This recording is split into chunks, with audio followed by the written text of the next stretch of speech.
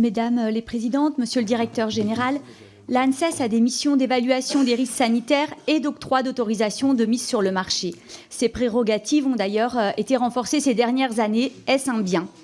Une chose est certaine, les décisions prises par l'ANSES impactent fortement les producteurs et les consommateurs. Vous en avez parlé et elles se retrouvent régulièrement au centre de l'actualité. Un point de rupture est apparu il y a 2 ans lorsque le ministre de tutelle s'est opposé aux conclusions de vos travaux.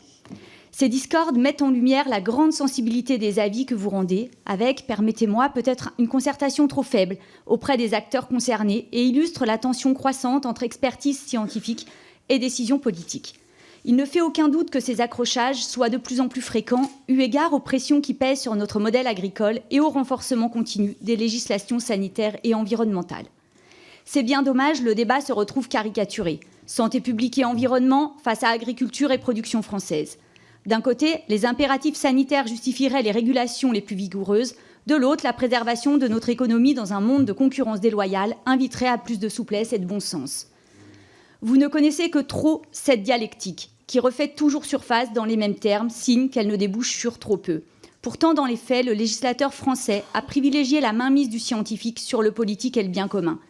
Si personne ne nie la nécessité de disposer d'une expertise scientifique qui est la vôtre, approfondie et libre de toute contrainte, beaucoup estiment que le manque d'appréciation politique de vos décisions rend celle-ci problématique. Que nous le souhaitions ou non, nos politiques publiques sont déterminées par des intérêts parfois divergents. Et c'est notre rôle de veiller à les concilier au nom du bien commun, tâche qui n'est jamais aisée, je vous l'accorde.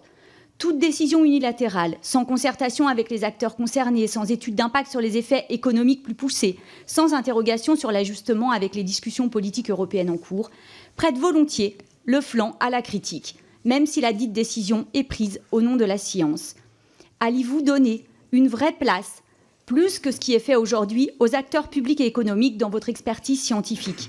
Non pour en brider l'indépendance, bien sûr, mais pour enrichir vos avis et intégrer les réalités de terrain de nos acteurs économiques. Je vous remercie.